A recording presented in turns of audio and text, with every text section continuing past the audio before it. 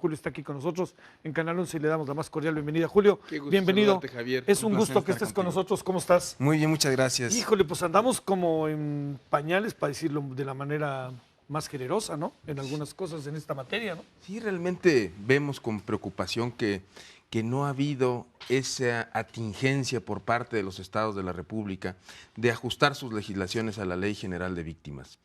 Es una ley que contiene muchos derechos que deben de ser garantizados por los estados de la República y sin embargo, pues ya lo decías tú, son pocos los estados de la República que han tomado con la debida seriedad y con el debido respeto a la dignidad de las víctimas esta ley para ajustar sus legislaciones, que no es una cosa del otro mundo, ni Sí, tienen claro, que pararse de manos, ¿no? Simplemente ajustarla, invertir el dinero que se necesita para estos ajustes y bueno, pues darles a las víctimas esa dignidad que desde hace tanto tiempo, ya lo decías tú y lo decía ahora Fox en ¿Qué el cosa, periódico, ¿verdad? Sí. No se ha dado, ¿no? A ver, Julio, digamos, es una ley que se aprueba por todos.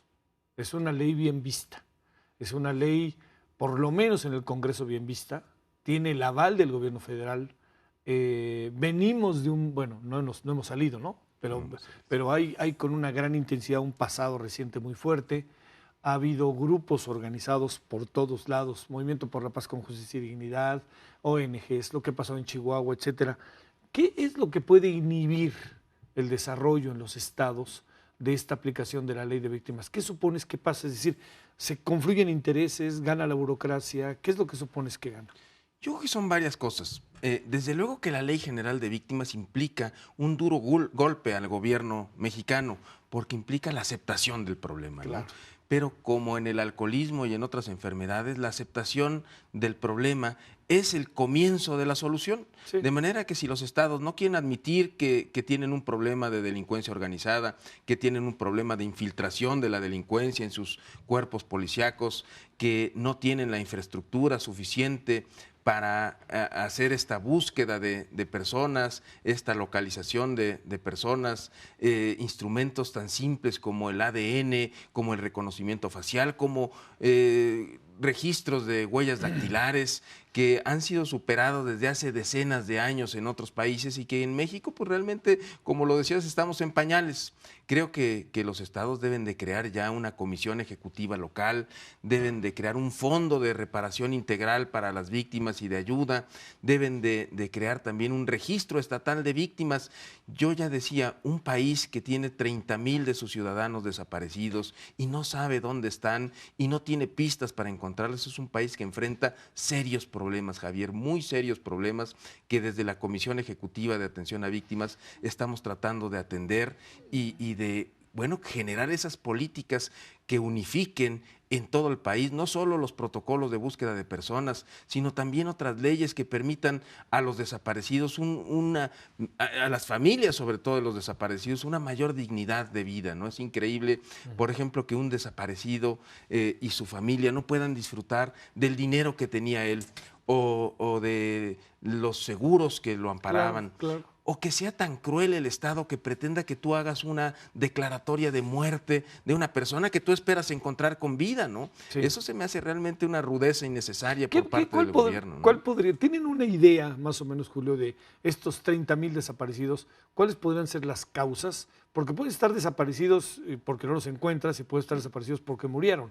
Pero ¿tienen una idea o es muy difícil tener el mapeo? Mira, es difícil tenerlo, no tenemos este no hay registro manera, ¿no? exacto, no hay manera de tenerlo. Sin embargo, tenemos indicios que nos hacen pensar que un buen número de estos desaparecidos fueron sustraídos por el crimen organizado, ya sea para privarlos de la vida o para someterlos a trabajos forzados, que no es extraño haber encontrado ya plantas de procesamiento de droga en donde tienen, por ejemplo, trabajadores haciendo funciones de narcotraficantes, pero forzados.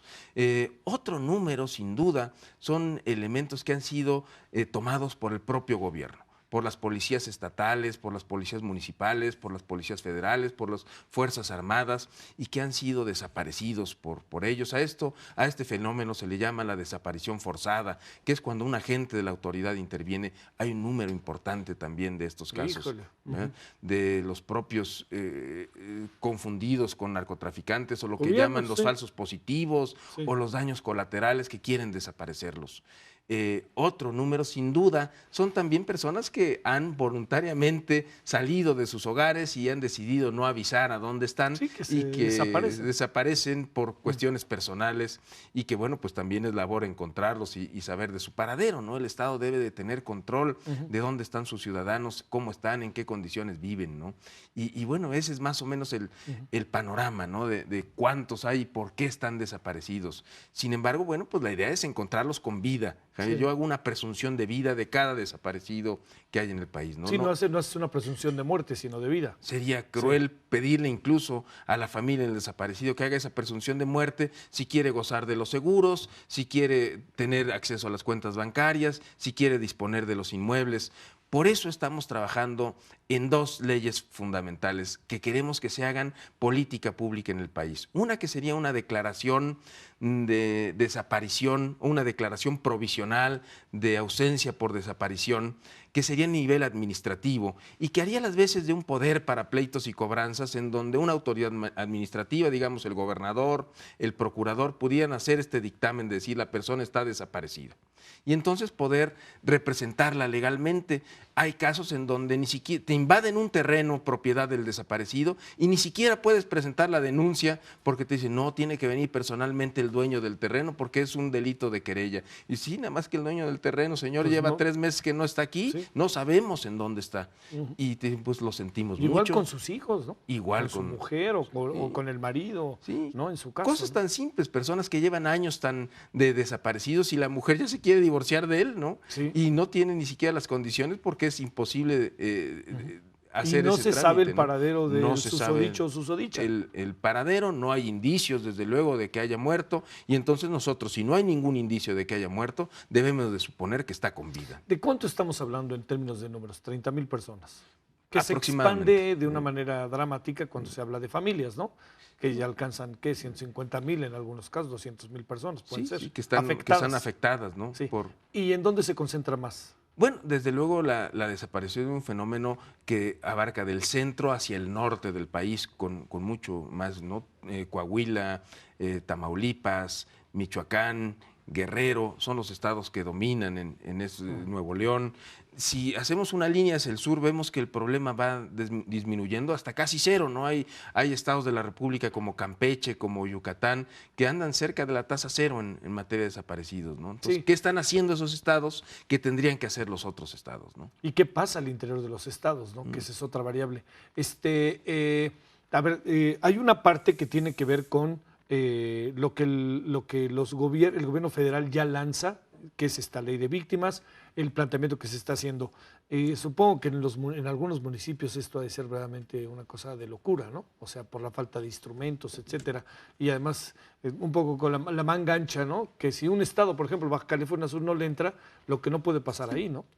No, y lo vemos, por ejemplo, acabamos de estar en Chiapas, en donde un esposo, porque su esposa no cortó un par de manzanas para dársela a la suegra, dispara en 2 ocasiones en la cara de ella con una escopeta y a punto de matarla la deja ciega.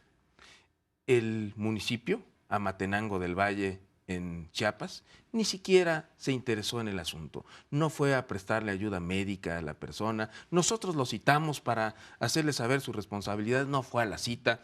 Y no es un problema necesariamente de falta de recursos económicos, Javier. Creo que ese es el menor de los problemas. El problema es de voluntad política, de asumir la responsabilidad que se tiene como municipio, de asumir la que se tiene como Estado, y entonces entrarle y agarrar al toro por los cuernos y darle esa vida digna a las víctimas. ¿Y en qué va este caso, Julio. Bueno, pues gracias a la intervención de la Comisión Ejecutiva, otros municipios como San Cristóbal de las Casas y el propio gobierno estatal han asumido esta responsabilidad de la mano de la comisión, que incluso le hemos llevado aquí a los mejores hospitales del país para darle tratamiento. Tiene esquirlas todavía en la cara a casi un año de que ocurriera esto y nadie se ha preocupado por ella. Sí. Estamos atendiéndola ya médicamente y estamos viendo con el gobierno del estado y también con la Sedesol, bueno, pues que se le proporcione un domicilio. Tiene que caminar 3 horas de la carretera más próxima a su casa y ciega, ¿verdad? Con esta disfunción visual, bueno, pues es imposible. Queremos conseguirle una vivienda cerca de la ciudad donde no tenga que desplazarse y realmente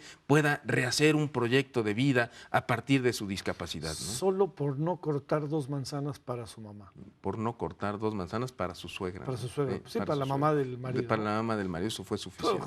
Bueno, ¿no? oye, a ver si regularmente nos vemos, ¿no? Claro Porque que yo sí. creo que sería importantísimo y más, como puedes imaginar, más allá de lo personal, la propia política aquí en Canal 11, que estemos con esos asuntos todo el tiempo latentes, a ver si cada determinado tiempo hacemos una especie de alto en el camino para ver cómo van las cosas. Sí, ¿no? pues, y es tan grande el tema, Sí. Javier, en materia de víctimas y de derechos de víctimas y de políticas públicas que se merece un espacio. Tenemos mucho de qué No, hablar. además, a ver si esto sirve también para si alguien eventualmente nos está viendo, pues sepa, ¿no? Que tiene de dónde asirse, ¿no? Claro. Que tiene de dónde tomar decisiones e incluso derechos, ¿no? Sí, sí, por supuesto. Todas las víctimas que se acerquen a la Comisión Ejecutiva y a los estados de la República y municipios que han incumplido, que también lo hagan, porque los vamos a ayudar a cumplir con la ley. Sí. ¿no? Hay que señalarlos, no tanto para fustigarlos, sino para proponerles que actúen, ¿no? Claro, sí, Qué por bueno. supuesto. Hay muchos estados que no han hecho su tarea, ¿no? Julio, muchas gracias por venir. Javier, fue un Ha placer. sido un y estoy gusto, a tus órdenes Gracias. Igualmente, completamente. muchas gracias.